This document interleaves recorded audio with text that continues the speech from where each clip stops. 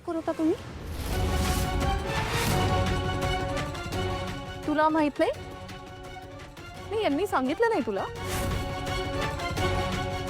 अगं इतके महिने आमच्या घरात नोकर म्हणून काम करतोय. विचार ना, ह्याला विचार, तिला विचार. काय म्हणतायत या? तुम्ही तर नोकर म्हणून काम करत होते. मी विचारते काहीतरी, तुम्ही तर नोकर म्हणून काम करत होते का? म्हणजे या घरात धुनी भांडी करून तुम्ही घरी पगार पाठवत होता? अहो बोला की, विचारते ना मी काहीतरी. ए सावळे, तू सांग मला, तुझा दादा या घरात नोकर म्हणून काम करत होता? हा, काय विचारते मी, बोल की ग. अगं त्यांचे अक्कल शेण खायला गेली, तुला कळत नाही ग? तुझं घर आहे ना हे, ते कसं काय तुझ्या दादाला इथं काम करायला ठेवू शकते ग?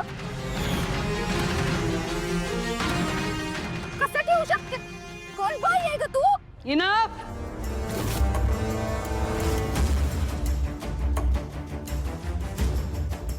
तुझ्याशी मी बोलते, पण आधी हे सगळं मला सॉर्ट आउट करू दे. कारण हे सगळं तुझ्या समोर आहे, बरोबर ना? आणि तू काय म्हणाला होतास? सखदेव जर का आणखीन एकदा चुकला तर तू त्याला कामावरून काढून टाकशील.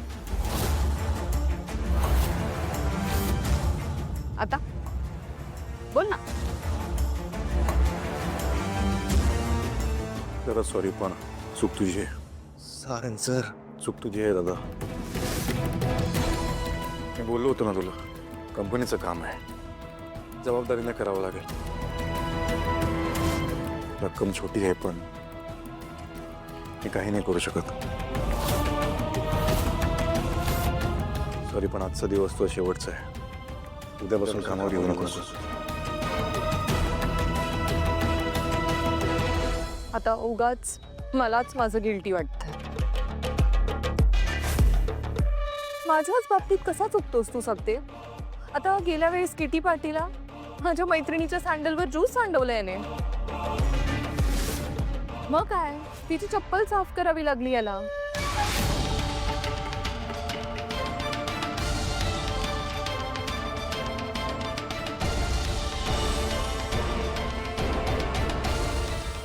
ऐश्वर्या,